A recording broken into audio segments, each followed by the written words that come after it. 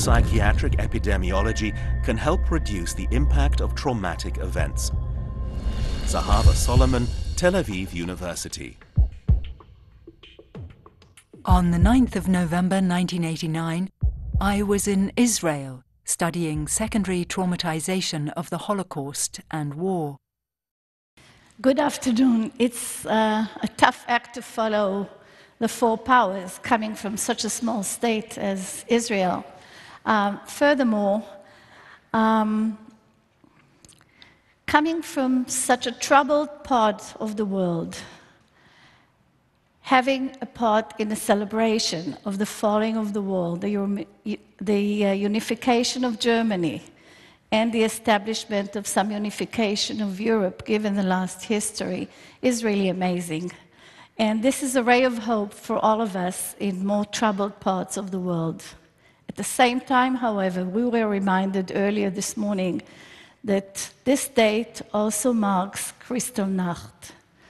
And I'm sorry, I'm not going to be entertaining any of you with balloons or anything, and I hope that you'll bear with me as I speak about the invisible wounds that trauma actually creates.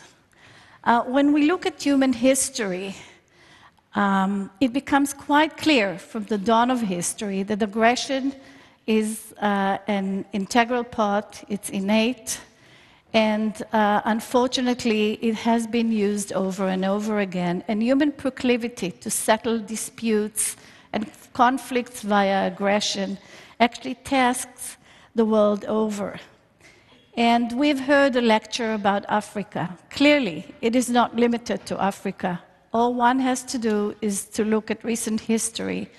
And we can see that there have been numerous genocides and countless wars around the globe, including in Europe. What have we learned about the short and long-term effects of war and genocide? What are the effects on first-generation survivors, their offspring, their communities, and their nations? In this very brief talk, I'll try to dwell on those weighty topics, as we were told. What constitutes a traumatic event? We use the word trauma quite lightly, but in fact, a traumatic event is an event when an individual faces the unexpected stressor that is outside of the normal human experience, and that it entails a threat of death or serious injury. The experience has to be so shocking that the psychological defenses collapse, and that the psychic is actually flooded by anxiety, and that intense fear and a sense of horror and helplessness sets in. We travel the world, we take lots and lots and lots of risks. Most of us flew.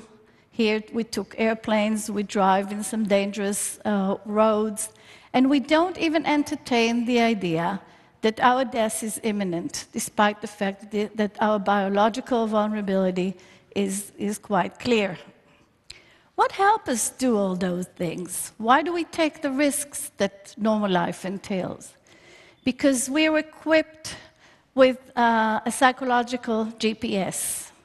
We have various cognitive assumptions or cognitive maps that enable us to navigate our lives. And these are learned via socialization.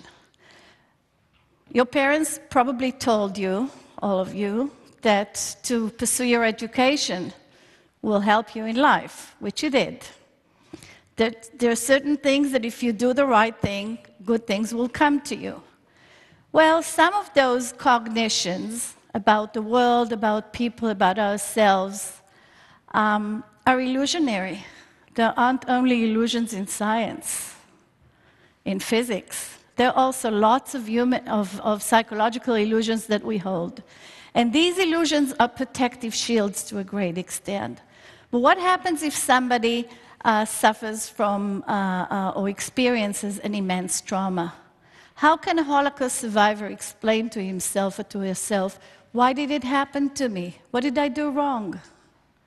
What about somebody who is being raped in Rwanda? What can she say to herself? Did I cause any harm to anybody else? Is there God? And if there is God, where is it? So there are lots and lots of issues that are being confronted by traumatic experiences. And as such, trauma actually challenges many of our long-held beliefs about ourselves, about the world, about the benevolence of other human beings.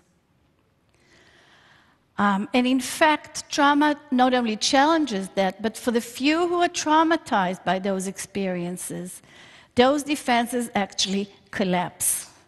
And individuals actually, the traumatized, the few traumatized, well, they're not that few, it's about 20% of individuals who succumb to stress, to traumatic stress. But trauma actually ruptures our connections to ourselves, to other people, to the world at large, to civilization, to culture as we know it. Individuals tell us, traumatized individuals, that they're clearly not the same individuals that they were before they were tainted by trauma. The imprint of death is right there. The imprint of death affects the Hiroshima survivors, but it also affects genocide survivors in other parts of the world, regardless of race, regardless of social status, and all other things. What happens to the individuals who succumb to psychological stress? First of all, they're inundated by anxiety. But later on, there are lots of long-term consequences, very dire consequences.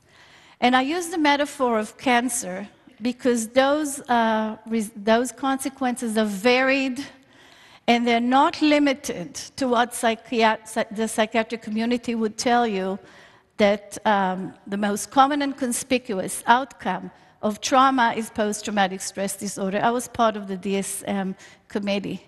Okay, post-traumatic stress disorder is there, but it's just a tunnel vision to see it. So what does trauma entail? What is the human toll of traumatic events? On the psychological aspects, actually many of the survivors continue to feel as if they're still in captivity, as if the war has not ended. They have nightmares. They are afraid of just about everything. Even neutral stimuli become laden with traumatic content. They're constantly hypervigilant, looking out for danger, because the world is in fact quite dangerous. They feel shameful. They feel tainted, as if they became dirty by their experiences. It's not the perpetrators that feel that way. Those are the victims that carry the burden. Now, in terms of cognition, there are lots of alteration in cognition. For instance, children who have been traumatized, they have a foreshortened future. Normally, if you ask your 4-year-old or 3-year-old, what do you want to be when you grow up? They have all kinds of answers, but the future, if they were born and raised in Berlin in a orderly family, the future there are lots of possibilities to be had. But what happens to somebody who lives on the streets of Gaza? Obviously, what they see around them, that normally individuals do not grow up and they don't have any future. So next time that you hear about Shaheed and massacres, think about the foreshortened future of those individuals. But this also affects the elderly, and it also clearly affects older adults. And the sense of foreshortened future is not just a psychological one. When we look at the biological changes that trauma entails, they're numerous. We see shorter telomeres, but we also see much higher rate of morbidity, the type of which is normally diagnosed in much older adults. We see very high rates of cancer that is normally characteristics of individuals at a much higher age.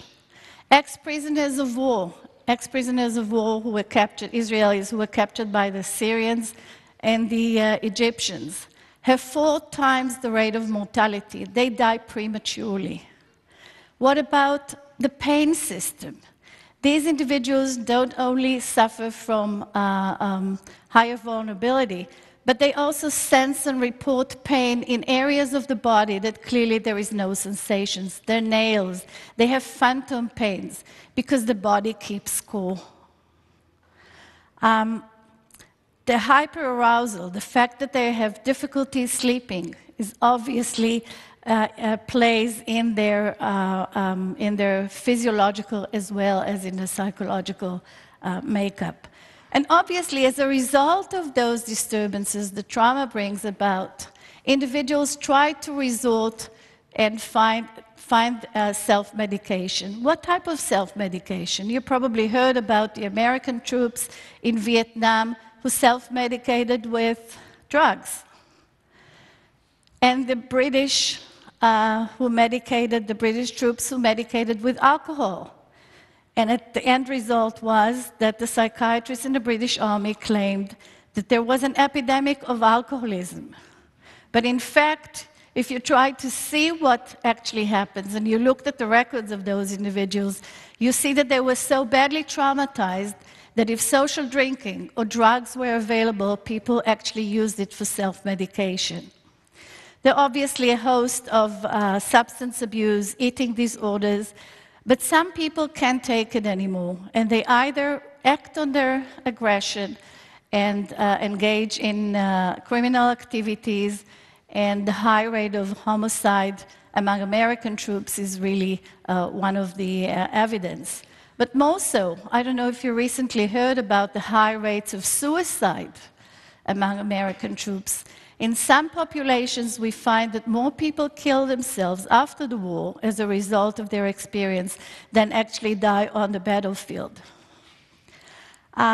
So this is cancer-like in a sense. The trauma metastasizes, and it affects various parts of our being. But it clearly doesn't end when the shooting stops. For many, many of these individuals who feel completely changed and troubled by their experiences, these are long-term effects. With my group in the Israeli Defense Forces, we probably conducted the longest follow-up ever of traumatized veterans and ex-prisoners of war, over 40 years of follow-up. And what we've seen is that pretty much their plight fluctuates, but it's like asthma or other illnesses that are very difficult to cure. The vulnerability is there, and even if an individual have already been cured, so to speak, or is symptom-free, we still get to see how those effects are there. But the bad news is that there are ripple effects, and trauma is not limited to the direct survivor. There are family and friends and other people in the community that are also detrimentally affected. My own mother, who spent her youth in Auschwitz, called me up one of those memorial days of the Holocaust, and she was very upset. And she said, "Is that true what I read in the daily paper?" And I said, "Well, what did you read?" And she said, "I read about your latest study that showed that second generation combatants were detrimentally affected." I said, "Well, this is not news." And when you look at it, the clinical studies have repeatedly shown that trauma has an effect on the clinical population, that is, the individuals who seek help. But we've actually shown that individuals who suffer, who were screened for health, and they were resilient to begin with, were the ones who, once they succumbed to stress on the battlefield, their vulnerability was sort of unmasked, and they continued to suffer, and their prognosis was much, much lower. Years later, it was also validated in the States in terms of looking at the biological effects, this time level of cortisol, actually showing that individuals whose mother had a maternal PTSD are detrimentally affected. So the question then arises, is it nature or nurture? Is the effect actually transmitted? Is trauma transmitted via epigenetics processes, or is it via child rearing? At the time that, I'll be done in a minute, at the time that the wall fell, we were actually engaged in assessing secondary traumatization among individuals who were not genetically related to the traumatized. In our particular case, we were talking about spouses. And there is also a ripple effect on communities that people in Germany will probably know better than me. And at this point of the game, let me thank you for taking the time of listening. And there are not numerous challenges, but the one that I think speaks louder is that we should not ignore the plight of and the suffering of these individuals, because for too long the study of trauma has been fragmented because we all lended a deaf ear to their plight. So thank you.